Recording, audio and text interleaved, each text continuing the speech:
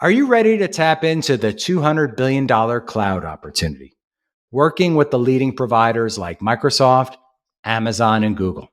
Are you interested in learning how to leverage the power of marketplaces to effectively grow your business and reach new customers? Are you dealing with the economic headwinds we've all been seeing this last year? And would you like to hear from an expert, the CEO of a leading company, driving effective go-to-market strategies with the leading cloud providers? Then you're in the right place. This is the Ultimate Guide to Partnering, the top partnership podcast. In this podcast, Vince Menzione, a proven partner sales executive, shares his mission to help leaders like you achieve your greatest results through successful partnering. And now your host, Vince Menzione. Thank you for joining the Ultimate Guide to Partnering.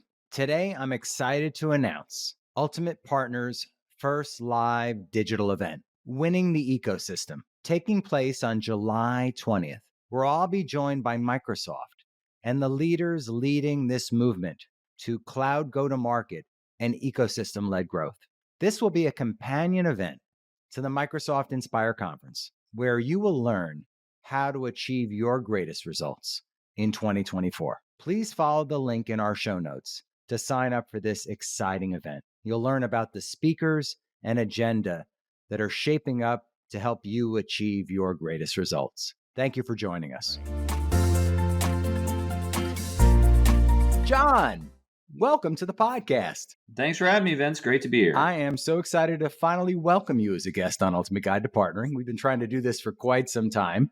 You're the CEO of Tackle, a company that specializes in the SaaS and ISV space, accelerating cloud go-to-market strategies. So welcome. Thanks. Excited to chat. You know, we had the opportunity to finally meet in real life just a few weeks ago at an event. And so it was just great to see you and get to see your team. And, you know, I know quite a few of your team. I've had your Chief Cloud Officer, Sanjay, as one of my earlier guests. But for our listeners that may have missed that episode, can you tell us a little bit more about Tackle and the mission of your organization and also how it's evolved over time? So Tackle, we actually got started in 2016, and co-founder and CTO Dylan had the idea that, you know, the clouds would change the way that software was sold. And he was part of one of the cloud providers' beta programs for Marketplace. And it's like, this is hard. And in general, no one wants to build software to sell software. There's a repeatable product here. And, you know, we raised a seed round with that hypothesis and started to invest and found pretty early success helping make it a business decision to launch cloud go-to-market instead of a product and engineering challenge. And we were able to work with some really interesting ISVs who saw the future as well and were investing ahead of the curve, because back then it was not as clear what was happening with this movement as it maybe is today. New Relic was our very first customer. And I remember the conversation where they're like, if half of what you say is true, we're in, because we've been struggling with this and we really think there's something great here for our business. And fast forward, we were born on AWS, but our customers really, it was clear to them. They're like, hey, we want to meet our buyers where they want to buy. And that's across the hyperscalers. And this movement's happening across the hyperscalers. And we want a partner who can help us go on that journey. So that led to a phase of innovation to expanding cloud go-to-market across the hyperscalers. And then, you know, really Marketplace was where we started, but that's kind of the last mile. It's like the execution of a transaction. And a lot of our customers would say, well, I really want to better understand how to align cloud go-to-market with my pipeline. Like, how could we accomplish that? This co-sell thing is really interesting to us. And we think there's magic to unlock in co-sell, but the process is still very human-centric. Like, how could we take that platform style thinking all the way through? And that's where we expanded our capabilities to allow an ISV to analyze their pipeline to make decisions about which of their customers, whether they're new customers or renewal customers, could go on a cloud go-to-market journey. We make that process of partnering with the clouds from a co-sell standpoint really seamless. We make executing a marketplace a business problem, and we allow you to do that at super scale. And then the last thing we've seen happen as we've gone on the journey is now that, like, Cloud go-to-market in a lot of ways is going mainstream. We're past the point of people thinking this is an experiment, and everyone's like, no, this is a default substrate in my digital selling tech stack. And we're seeing a lot of companies who maybe weren't ready for it come to the table and say, okay, like the proof is there. How can we do this? How can we do this for all of our products? So it's a really fascinating time in cloud go-to-market. Yeah, it is fascinating. In fact, I've been working with an organization that's just at that point right now. They're finally jumping in the water, so to speak, and they've been holding back. They've been resisting. And it's funny, I think back to 2016, like marketplaces were really not a thing yet. Co-selling was at its early days. I was still at the Microsoft side of that equation and then moved over as a channel chief. And we were still struggling to get some organizations to understand the value of the whole co-selling methodology and why that was important and why you needed to invest resources in that. So it seems like you got to it early. And then, we've been talking about these I'll call it the economic headwinds we've seen since COVID, right? Which accelerated the economic headwinds that we've seen most recently, layoffs and what's happening in the SaaS economy. And then marketplaces, right? This whole notion around marketplaces being more of a thing. So you've coined this term, cloud go-to-market, but can you tell us what it is and perhaps for our listeners, what it isn't? Yeah. It's a good question. And it's funny. We're always trying to figure out how do we meet our customers where they are on their journey, because go to market in general is really complicated and is only getting more complicated. And I think cloud go to market is becoming part of that story. But if you rewind a few years, the way people thought about go to market 10 years ago, it was maybe direct and channel. They had their two options for sales. And then you saw like marketing become a real integral part of go to market as people started to think about their top of funnel differently and how do I better instrument sales and marketing system together. And then you layer in product-led growth, like the darlings of product-led growth started to emerge, and everybody was thinking about, well, how could I make it easier to land or get people into our product sooner so they could think about how to get value without ever actually having a formal relationship with us yet. And then you layer cloud into that as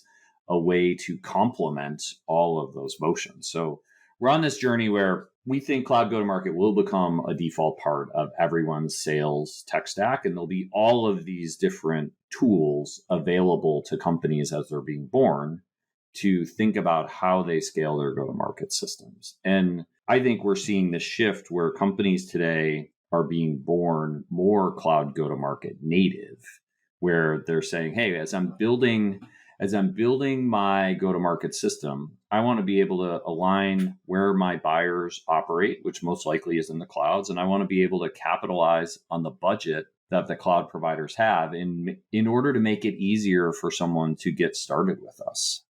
And I think that's an interesting part of cloud go-to-market for new companies. But for all these other companies who have all these different layers of go-to-market, cloud's a complement to them. And it's a way to either give your sellers more way to win, give your sellers access to budget that didn't exist before, which in this current economic time is a really powerful thing.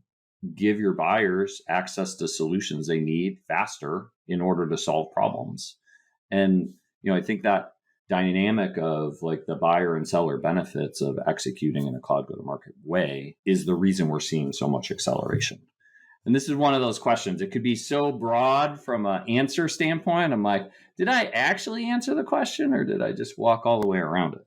Well, you bring up an interesting point as you went through that journey, this both the buyer's journey and the SaaS or ISV vendor's journey. And one of the things that strikes me is you look at the hyperscalers, the three hyperscalers primarily here.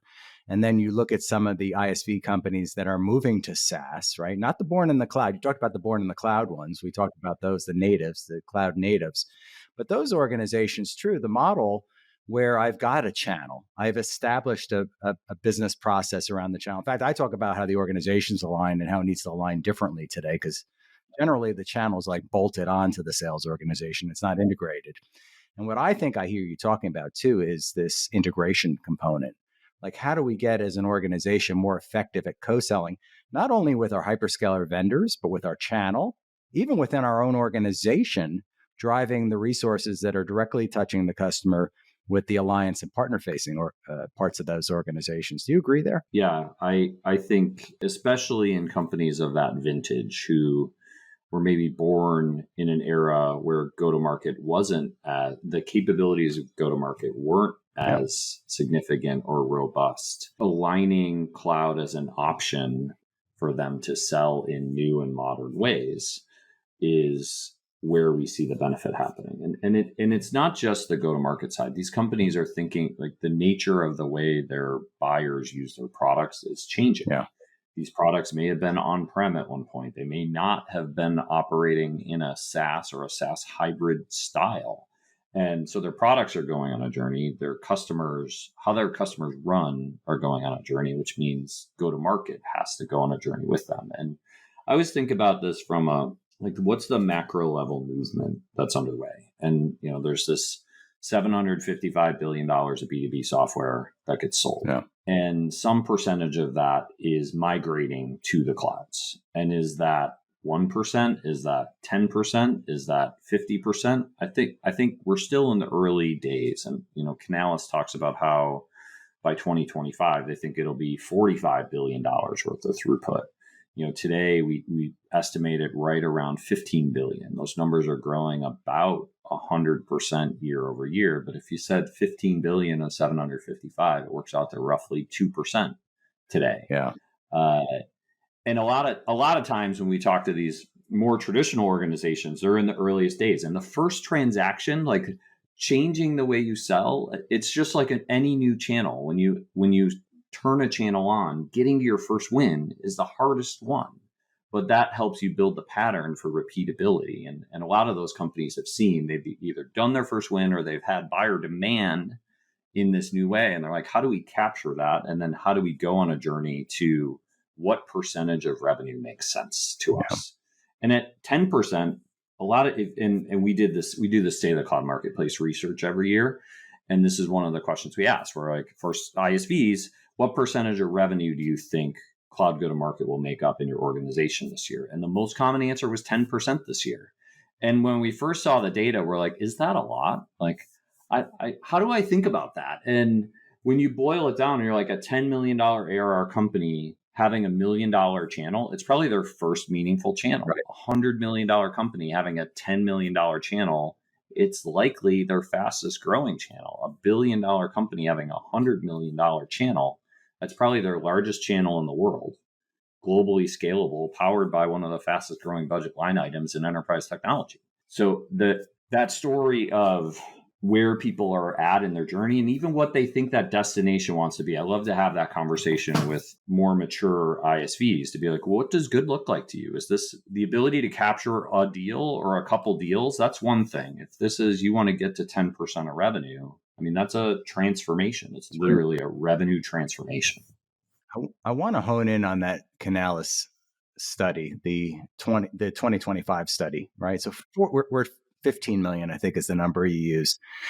15 billion today, 45 by 2025. Yeah. Our data actually said 50 by 2025, but we're in the ballpark. Okay. Like we're both in the ballpark. It feels like a pretty aggressive number to achieve in 2 years. Do you think those stats are accurate? I mean, you said 50, they said 45. Do you feel confident about those stats? I do. I actually think like this is where the current economic climate, we could see acceleration. And I think there's the opportunity for acceleration for two distinct reasons. One, the durability of the cloud budget during this time of economic instability is really powerful, which I think will drive an acceleration for ISVs to think about selling via the clouds. And the second is the movement that's happening with channel and how there's been so much focus from all the cloud providers around this first wave of cloud go-to-market has proven.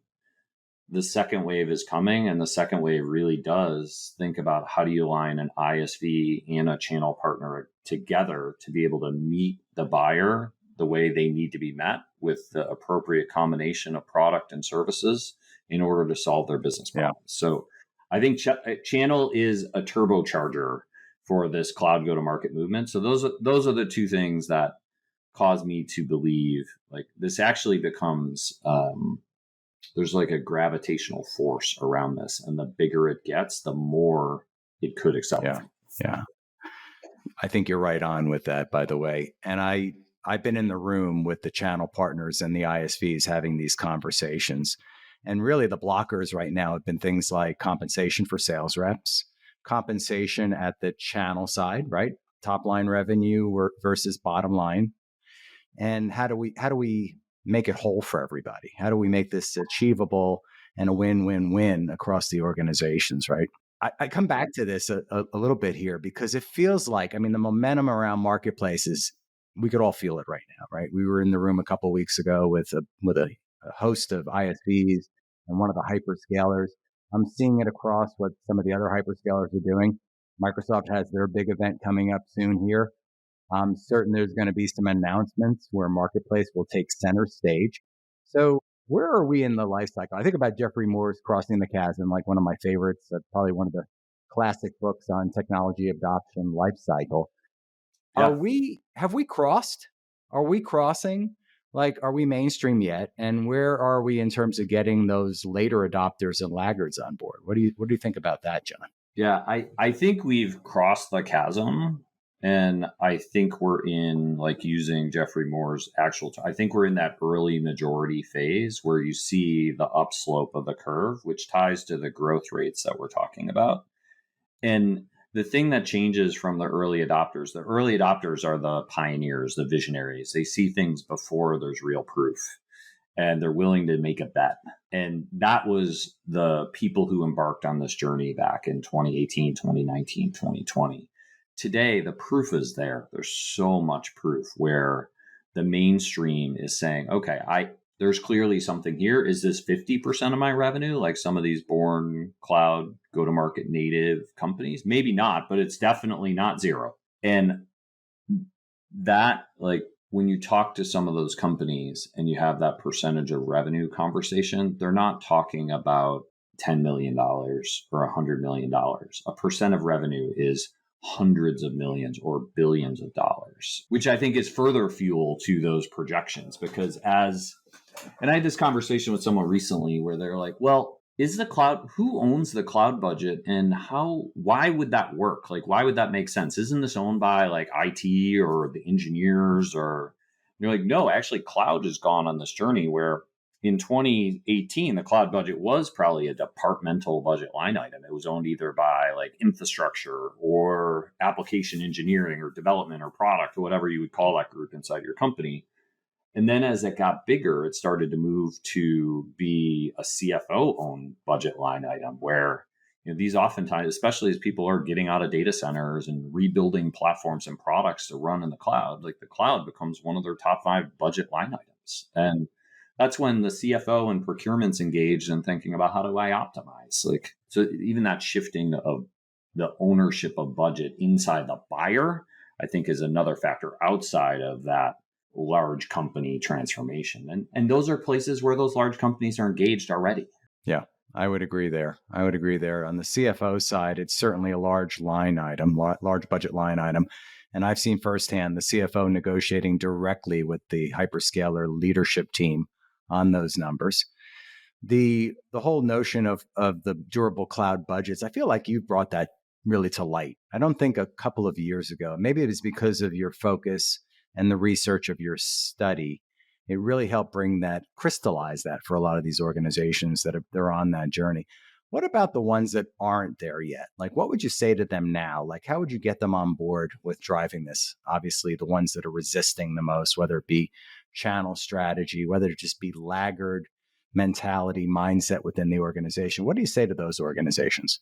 Yeah, I actually, this is an area where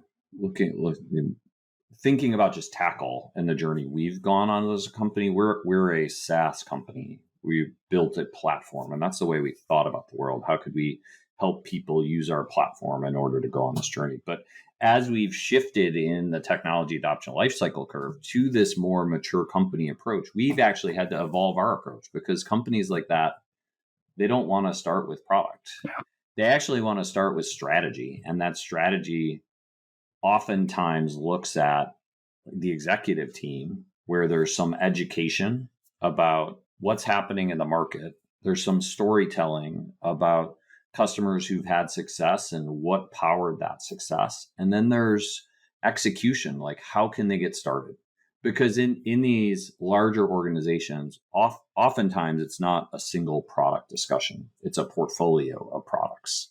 And they often have a huge range of buying centers. And I think the best way to start is to focus. Like, choose the spot that makes the most sense to initiate this journey. And you don't have to go all in. Don't have to say day one, I'm going to get to 10% of revenue. You could say that's art of the possible, but how do we go do a real experiment and see how this fits into the system? And I think one of the things we've seen over the last 3 years with large companies is oftentimes they get ground up in their own like internal discussion. Like, if I launch a cloud go-to-market strategy, how is my existing channel going to think about this? It's like, well, that's an at-scale problem. Like, we can self-contain that to a spot where this is an experiment. Our buyers want us to meet them where they want to buy. This is a proven place. We have to experiment and understand how it fits in. And we're not changing our whole business strategy. We're doing a go-to-market experiment.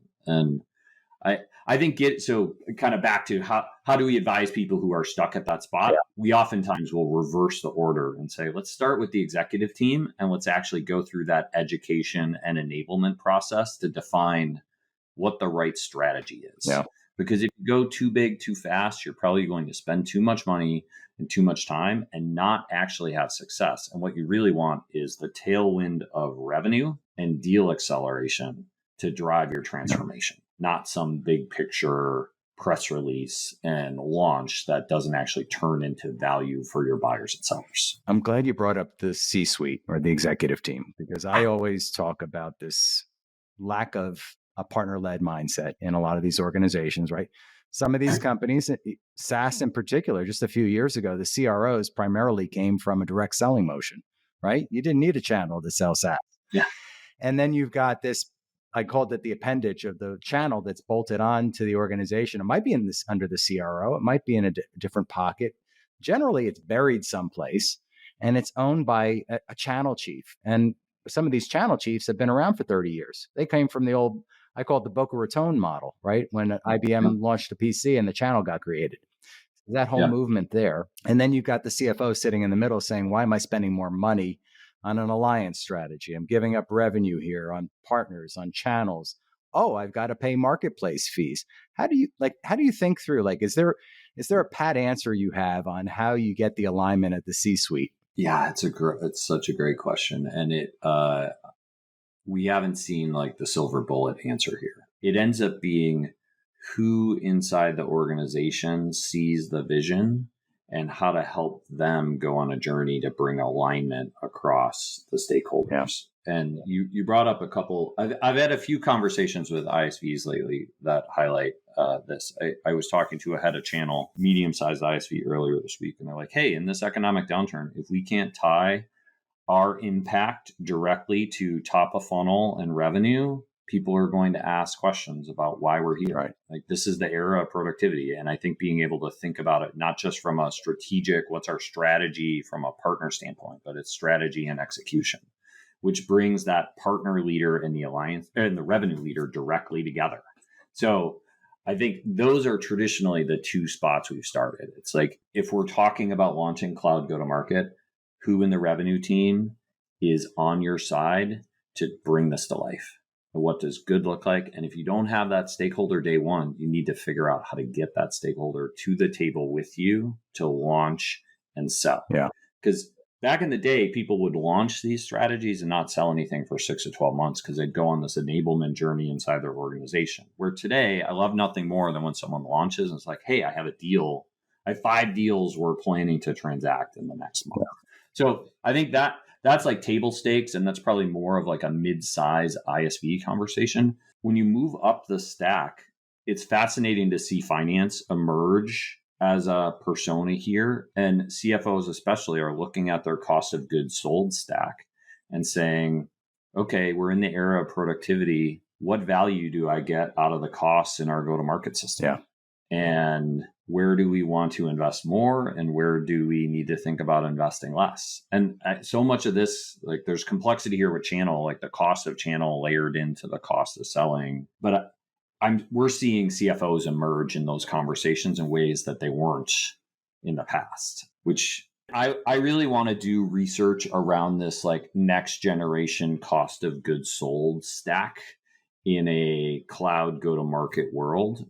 But we're not there yet, but there's just something we're definitely thinking about. And then the last thing is, a lot of times this becomes a boardroom conversation. I've seen this happen where CEOs have a strong desire to evolve their company towards cloud, and they're disconnected from an execution standpoint. And they actually really want to be able to bring the team together to get to, like, how do we go do something together? And we've seen that in some of the largest orgs in the world. So it's mostly figuring out who has the vision and how to connect the dots to success, and then use that success to help them drive that broader engagement. You know, you mentioned peeling back on that client acquisition cost. Like, if you could get into the numbers that an organization is spending all up on their go-to-market and their client acquisition cost, and you could say, this is what it's like in the model today, and this is what it would look like in the future. I think you've got a brilliant analysis there. Yeah. I mean, still, it's selling and maintaining your customers is the most expensive part of every software company, and really has yet to be optimized. And we're not simplifying the problem. We're making the problem more complicated. So costs are going up in some ways. And I do believe deeply that every company, the order with which this happens will change company by company based upon their product strategy. But every company will have direct sales, every company will have channels, every company will have product led, and every company will have cloud. And those four things will enter their go-to-market system at different times based upon age of the company, the type of product that they have, and how they think about prioritizing. Good segue here. I got to listen in on your big event a little while ago. It was a few weeks ago, but you had your feels like a while ago, but I think it was just last week. Feels like last week, your cloud go-to-market XP event. You talked about 5 steps to successful cloud go-to-market during that session. Could you take our listeners through what those 5 elements were? Sure. Yeah. I think when we think about cloud go-to-market, it starts with strategy. And really, your strategy ties to a lot of this executive alignment conversation we've been having, but it's also about your product strategy with the clouds. It's about your go-to-market strategy with the clouds, and then how you're aligning resources. And resources are a combination of people and technology in order to set your destination. And I think about, like, I'm a product person. I grew up a go-to-market person, became a product person over time. And inside a product, you're constantly iterating, you're constantly experimenting, you're constantly seeking to learn from your users. And I think that's the era we're in go-to-market. We're in this rapid experimentation era, but you need a strategy. So the second part of that becomes, how do you power your strategy with data? And we think very much in, like, the outcome that matters to our customers is selling. They want to sell more, they want to sell faster, they want to sell more efficiently. In order to determine the opportunities to go on this journey, you have to start with data and be able to analyze your existing pipeline and your existing customers to make decision about who you can deliver more value to with cloud go-to-market. The third part is around your pipeline for cloud, which really centers around taking the intelligence you get from analyzing your existing customers and existing pipeline, distilling that down to where they're focused, and then leveraging this magic of co-sell in order to start to accelerate that pipeline. So the third phase is all about connecting with co-sell in order to improve the quality of your cloud pipeline over time. The fourth phase is all around marketplace and really being able to take that pipeline and turn it into revenue in a fast and efficient way.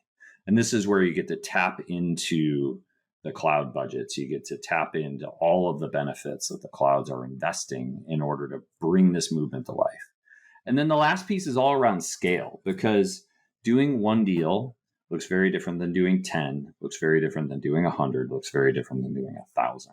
And this is a multi-year evolution.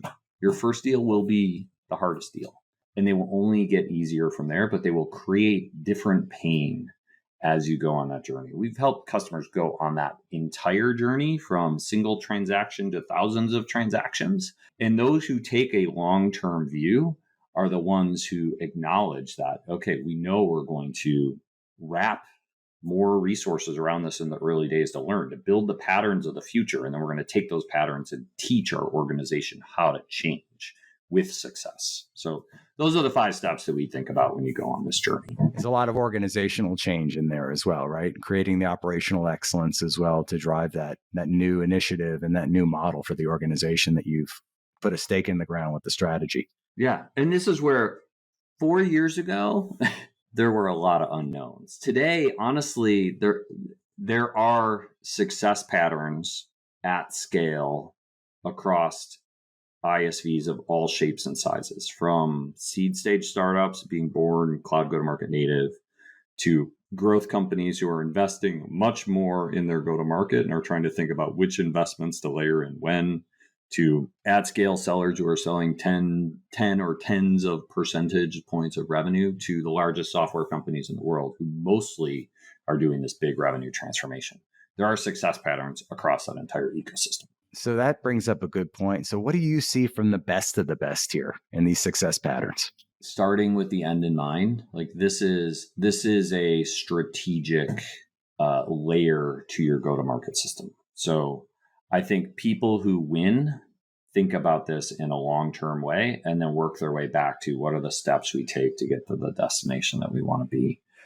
If you are thinking about cloud go-to-market for one deal, that can be success. It's not going to be durable success. It's not going to become an integrated part of your go-to-market system.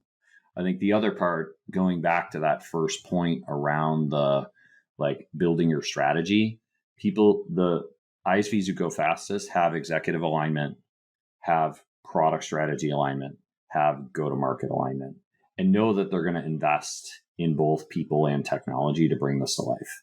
You can't make this a side project. You can't, and I say that, but so many people have done this as a side project that became their next career. So if you're starting today, you want someone who's going to own it and focus on it. You want a tiger team clearly identified who's going to go execute on transactions. I think that strategy part is a really key formula, and don't try to do too much too fast. One of the tricks we see, and oftentimes we encourage people to start with one hyperscaler, start with one product, start with one deal. And people are like, no, we know this is going to work. We want to launch in all 3 at the exact same time with all of our products. And we're like, you can. We just do not see that as the success pattern. This is an evolution. It's, I spend a lot of time in the application transformation world, moving applications from on-prem to cloud. And it all started with one. What's the one you're going to go change? And I think this revenue transformation all starts with one deal. What's the one deal you're going to start with, and then go on that journey? Yeah. I love what you had to say here. I was thinking about the ones that just do it as a side project or do it to check the box with the hyperscaler to say, yeah, we've got this marketplace solution in market now, versus being all in and doing all the things you just discussed. Yeah, you can't. This is not the easy button.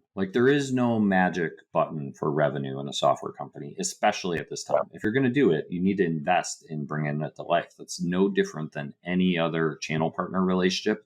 And even if you think about your direct seller, if you hire a direct seller and you don't invest in helping them be successful, odds are they're not going to be successful.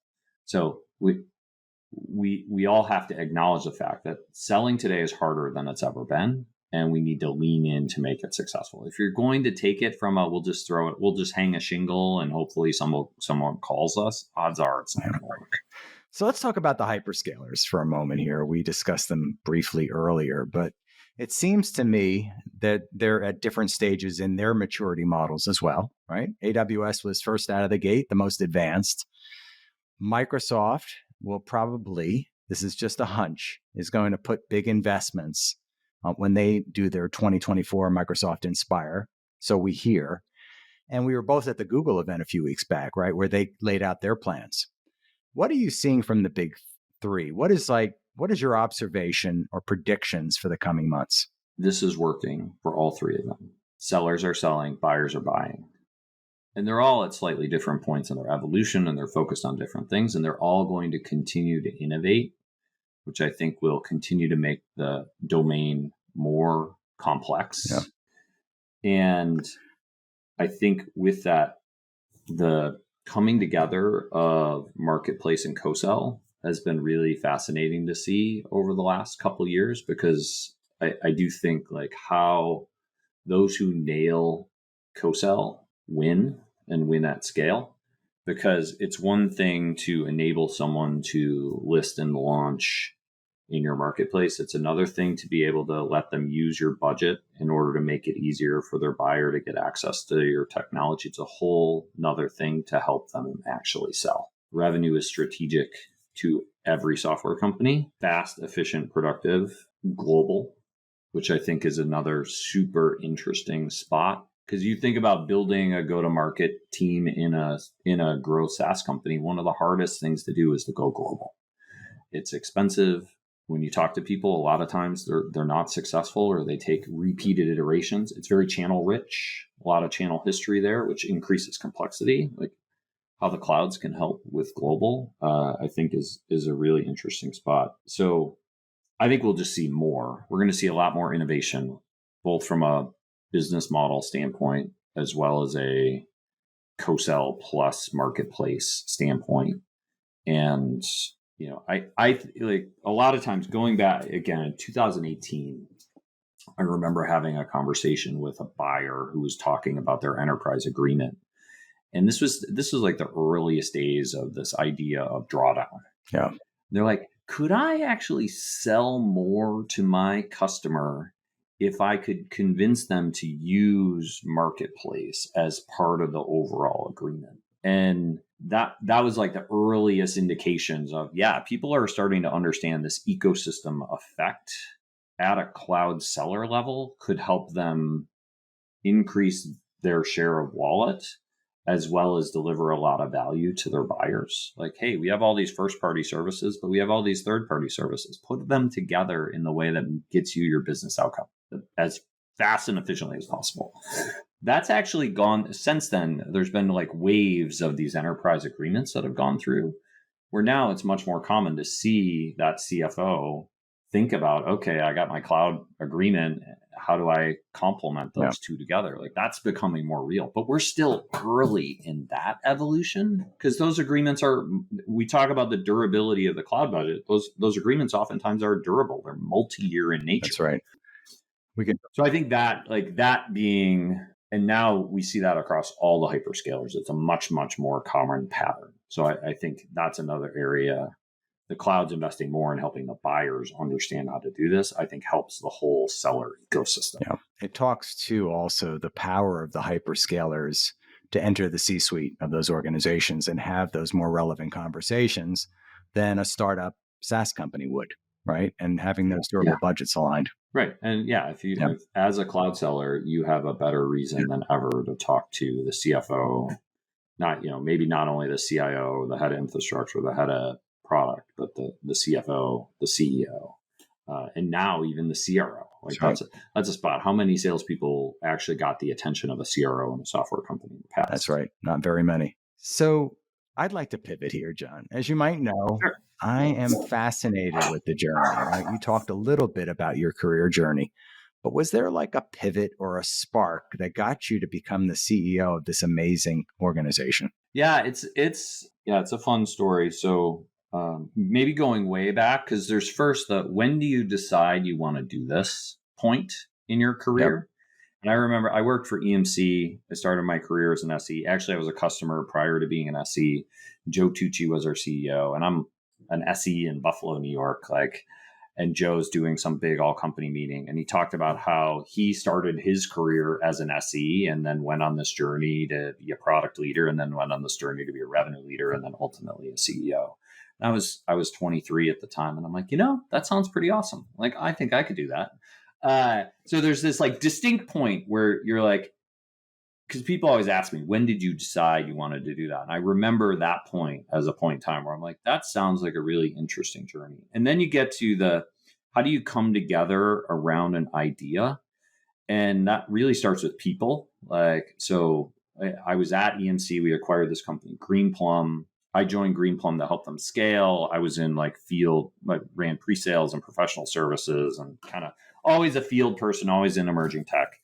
And a couple people from Greenplum ended up on my team, Brian Denker and Dylan Woods, my co-founders. And they were super smart, super curious, like fun to be with. We did a lot of work together. We had a lot of fun together. And they, like many startup people, didn't want to go on this big company journey. And they ended up going off and doing a couple other things. And we always stayed in touch. And like those relationships, we had this synergy where when Dylan had the original idea, he came back and we came back together and we talked about it. So there was that like second part of relationships, and just I love the line from Hamilton where they're like, you never know who will tell your story. You never know who you meet, who will become part of your story. And that's been so true on the startup journey. From like, so many people have helped us along the way and reached out and introduced us to a customer, reached out and introduced us to an investor. And sometimes people you don't talk to for years. And you're like, wow, you just never know. So be a good human. Always try to like maintain and develop those relationships, because who knows where they go. So that was the second part, like us coming together.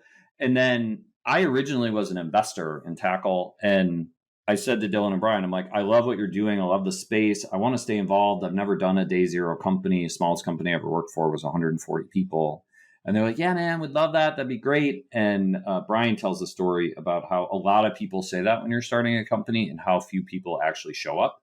And we just started doing the work together, and it became really natural. And it got to the point where I was going to start a different company. And Brian's like, we've gotten to product market fit. You've been here since day one. Why don't you just join us full time and help us scale? And again, we kind of just grew together. Startups are very much about timing. Like there's a lot of great people out there, but getting the timing right, like getting alignment and then the timing right, is really tricky. So, and just having grown up an SE, thinking about and being an SE in the year 2000, like .com mania, I wasn't in sales, but I was just observing the crazy behaviors. I'm like, this is really bananas. Like, and being able to play a part in changing the way that software is sold, which is ultimately what I think we're doing. And that was the thing. Like our early customers, they weren't saying that, but that was the signal we were seeing and feeling. And that's the thing that even we didn't fully understand it in those early days. And it's just come to light in different ways over the years. And I think there's so much, we're in the earliest days of this revenue transformation. We're in the earliest days of this cloud go-to-market movement. So it's a bit of a longer, like there's a lot of twists and turns along the way, but that's maybe like an arc of what that journey looked like. It strikes me as we think about beginning with the end in mind, being that marketplace offer, which I like to refer to as a non-fungible token, really becomes the objectification of bringing everything, all those elements together in changing and shifting this movement, if you will, shifting this go-to-market motion across internally within the organization and then across your ecosystem, if you will. Yeah. So this is a fun question I like to ask just about every guest, John. I know you know about this question because we've had Sanjay on and Aaron on the podcast, but you are hosting a dinner party and you can invite any three guests from the present or the past to this amazing party. You could even decide where you want to have this great party. Whom would you invite and why? This is, it's funny when you ask this question, I thought about it a lot, and I actually have two answers, and there's two distinct answers. And one, I live in Buffalo, New York. This is where I was born and raised. My whole family's around me, and my wife's whole family's around us. Nice. We're like and that's like what we live for. And so my first answer would be my mother, my grandmother, and my father-in-law, who've all passed on, and being able to come together one more time would mean the world to me. So that's like answer number one. The more business relevant answer, I think, it's probably two of these are very famous people, and one is probably less known. So the first one's Warren Buffett. I just think such a fascinating story in so many ways, so much wisdom, so humble. And then one of his best friends is Bill Gates, who I also think like the learning arc on Bill Gates, from the journey at Microsoft to being a philanthropist and everything he's done. So that's probably part two. And part three is someone named Robert Cialdini, who's a professor at Harvard, and he wrote a book about influence, which I read when I was in grad school. And it's one of the things that I think most about, just on this career journey of just trying to understand people and understand how they think and why. And his research really connected with me when I was in grad school, and he's someone that I've always wanted to meet. So those are three. Very cool. Two sets of three. I think we could bring them all together, just have them all at the same. Where were you going to host this dinner party, John? Well, it's funny because I actually talked to my wife about this, and I'm like, because originally I was like, my mom, Warren Buffett. And I'm like, my mom wouldn't want to go to that dinner. She'd be like, no, I actually want to spend time with you, and like maybe bring your sisters. Like that would be. We could host a weekend then, maybe. Where would we? Yeah, she'd be like, I don't care about those other guys. Like, so where would we host? I mean, honestly, at home, in our backyard, at a table, like good people, good food, good times. Like, I'm a pretty simple I love fine things, but at the end of the day, I'd rather a barbecue and good company over fancy food. And we're talking about the weather getting nice now. So if you don't mind, maybe I'll bring a beverage and come along. I've only met one of those people, Bill Gates, and certainly only got to work with him for a short period of time. But I love Warren Buffett, so relevant at his age. And do you know the book by Cialdini? What is that title on influence? So it's been republished. It's Principles of Influence, but there's a lot of different versions around it. And there's this like 7 principles of influence, and understanding like how it really comes down to just like the way people react. And you see these principles in use, and especially like all forms of marketing. Like scarcity is a principle of influence. So Taylor Swift tickets right now are the greatest example of scarcity applied. And she's not really benefiting from that, but the system is benefiting from it. People do unusual things for things they perceive to be scarce. Like understanding that like changes the way you think about things. Those are the liking principle is another one. Like people want to work with people they like, like in general. And it's funny. You see it all the time. If someone shows up in a way where they're like, I don't know if I want to be around that person. That person doesn't give me energy. Like, so it's a fascinating read. We're going to put a link to it in the show notes. I appreciate it. Okay. So any last words, calls to action, if you will, for our listeners, many of which are in the ISV community, the independent software vendor community, SaaS community, about optimizing their success and perhaps engaging with you and your organization?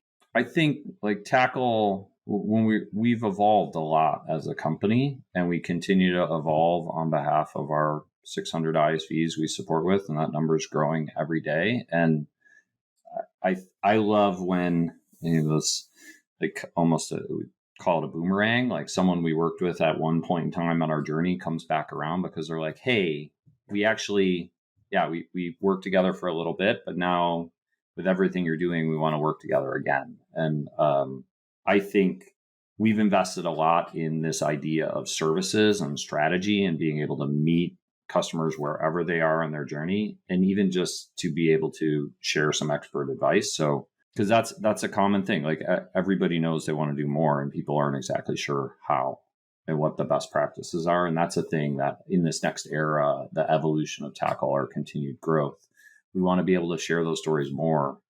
And those, we try to, like Cloud Go-to-Market XP, we try to bring the voice of our customers forward, because it's their success that matters. Right.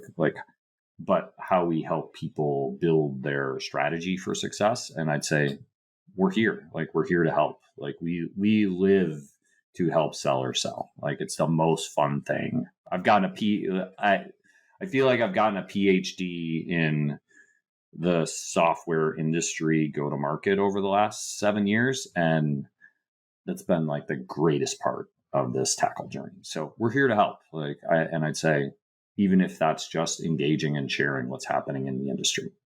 Well, thank you so much, John. I was excited to have you as a guest today. I want to thank you for your time. Know how precious it is as CEO of a fast-moving organization, a rocket ship, if you will, in this space. So thank you for your time, John. Yeah, thanks for having me. It was really, really a fun discussion. Thank you. Thanks so much for listening to this episode of The Ultimate Guide to Partnering with your host, Vince Menzione. Online at ultimateguidetopartnering.com and facebook.com/ultimateguidetopartnering. We'll catch you next time on The Ultimate Guide to Partnering.